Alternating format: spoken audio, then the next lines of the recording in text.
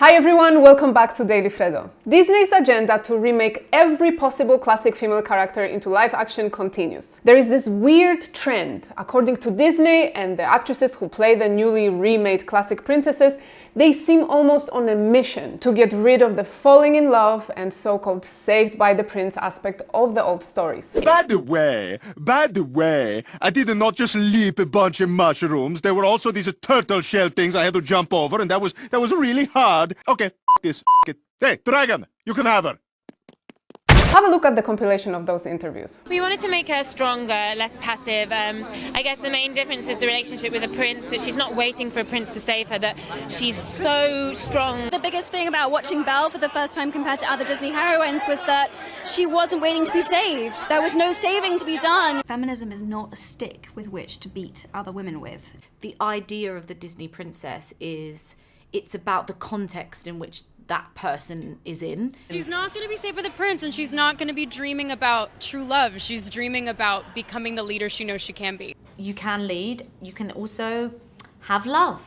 Exactly. And the two aren't mutually exclusive. You want to find a supportive partner. And Aurora's a fighter, but in a different way. I think there's a strength in her femininity and softness, and there's nothing wrong with her wanting to be a mother and be married. It's not just a story about her, falling in love and loving a boy, wanting the above world. It's more about what she sees for herself and her future and her passion. First of all, I find it so creepy that they all use the same terminology. Being strong, being a leader, not needing to be saved. It's as if they were still reading from the same script, like they are robots who must spread an equally absurd message. Anyway, according to those actresses, God forbid you have a guy help you out. God forbid you just fall in love without becoming a CEO on the way. You have to become a leader. Dream only of that. You can have love, but only after you established yourself as an independent, no-saving needing feminist. One user said, "Why is falling in love and yearning for him portrayed as weakness?" Exactly, why is this beautiful part of life talked about as if it was a weakness or something embarrassing for a woman to desire? Another comment says, "I knew I liked Elle Fanning. She's embracing the femininity of her character rather than being ashamed of it." Yes, Elle Fanning, who played Aurora in Sleeping Beauty in the live-action remake, definitely understood this classic princess character. Women are extremely strong and powerful in a completely different way than men. You know this famous quote by Albert Einstein, "Everyone is a genius, but if you judge a fish by its ability to climb a tree, it will live its whole life believing that it's stupid."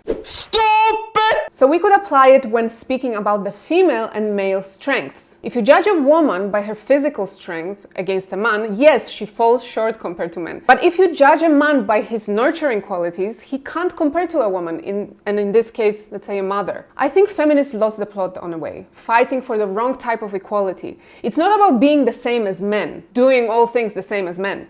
It's about being equally important and valued for what we bring to the table as women. You don't need to change everything about womanhood, about femininity, in order to be equal to men. And this misconception of feminism is a reason that actresses feel the need to represent female characters that are leaders, that don't need men, that don't need to fall in love. Another user commented, "Rachel did not understand the OG Snow White. She was such a hopeless romantic, and you all have to stop seeing this as weak." Being romantic doesn't automatically make you weak. It's like saying being melancholic makes you less intelligent. One has nothing to do with the other. Here is a snippet of the interview where Rachel Zegler and Gal Gadot discuss the new Snow White and the change of the character. Reality is that the cartoon was made 85 years ago, and therefore it's extremely dated when it comes to the ideas of women being in roles of power and what a woman is fit for in the world. And so when we came to reimagining the actual role of Snow White, it became about the fairest of them all, meaning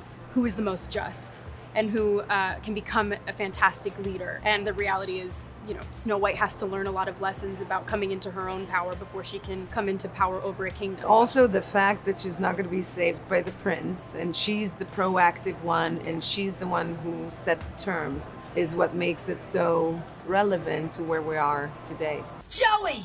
It's Estelle! See what I'm talking about? That's why everyone already hates the movie. Even though it didn't even come out, it's coming out like next year. How freaking lame is that? Mirror, mirror on the wall, who's the best boss bitch of them all? Give me a break. And I really hate that the original Snow White from the 1937 movie is being talked about as weaker, not a leader, not strong, one that needs saving. Guys, the original princess lost her mother, was running away from an evil stepmother who wanted to literally murder her. She survived 3 assassination attempts, okay? She then survived in the forest, took care of 7 dwarfs who immediately loved her because despite what she's been through, she was still the kindest and most loving soul. She was a badass feminine woman. But I forget that femininity in our times is celebrated only in men. Anyway, some comments said, the evil witch Queen passed a woke spell on Disney. That's what happened. Fact. This is going bomb completely and the Disney is going to blame the fans and call everyone racist. There is reason that tales are called timeless. There are timeless stories out there. I don't need to be reimagined for a modern era, which is completely stupid to say.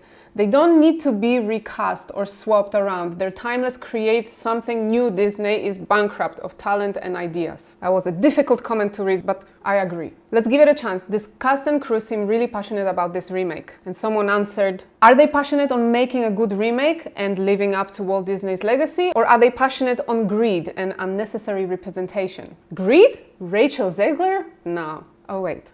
People are really mad at Rachel Zegler because of the actors and writers strikes that are happening in Hollywood. She just did an interview where she demanded to have her salary increase. I'm gonna stand there 18 hours in a dress of an iconic Disney princess. I deserve to be paid for every hour that it is streamed online. But considering she's making millions of dollars playing the role of Snow White, many became infuriated by her comments saying sarcastic things like she has the perfect attitude for a Disney princess and she seems like a ball of sunshine. Yeah, this girl doesn't really help the movie. The more she speaks, the less people want to watch it. And users in the comment didn't hold back. She's paid for a movie nobody asked for and still nobody wants. Yep. And another one, bro, she just blew up. Can she chill? She's been in like 3 movies. Exactly, just...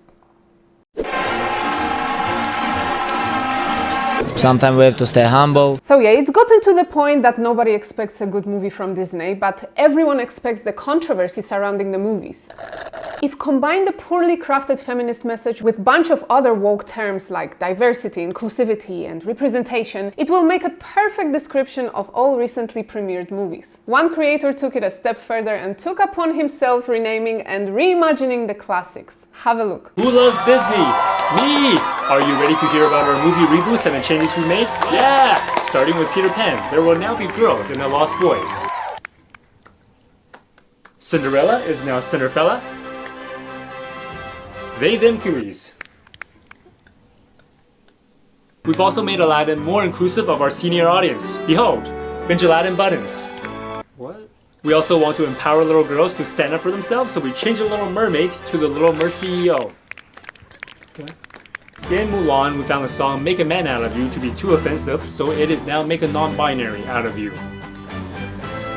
Also, Pinocchio's nose no longer grows to avoid offending our male audience on the smaller side. Oh, come on. Okay, maybe.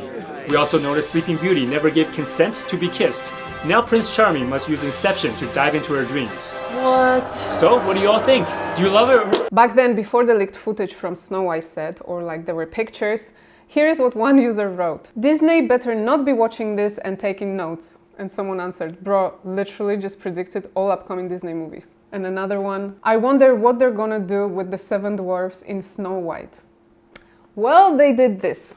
Disney has ditched the 7 Dwarfs for politically correct magical creatures. The leaked photos from the production offer first glance at Snow White's companions, who appear to be a mix of genders, ethnicities and heights. First, Disney called the photos fake, but then backtracked on their claim. Instead of hiring these little people who could have used the work and who could have gotten paid and don't have many roles in Hollywood, they decided not to be inclusive. Disney, if you want to make a show about a Colombian princess and her 7 non-binary friends, why even call it Snow White? Yeah, so the more we hear about the movie, the story changes, and the more we see the main actress actually speaking about it, the less we want to watch it. But that really goes to all Disney remakes, which seem to care more about politics than actually telling a good story, letting people go to the cinema and just have a blast instead of analyzing whether the main female character is feminist enough or whether every unique individual on the planet feels represented. It's just so weird to see the actresses constantly repeat the same mantra like a bunch of programmed devices. But as usual, I really want to know what you guys think, so let me know in the comments. And if you'd like to see more content from me, you can click on one of the videos here. And of course, subscribe to my channel, turn on the notifications to never miss another Daily Freddo episode. That's all for today. Have a good one. I had no idea what I was auditioning for when I auditioned, so it's a kind of a hilarious question to say, like, what drew you to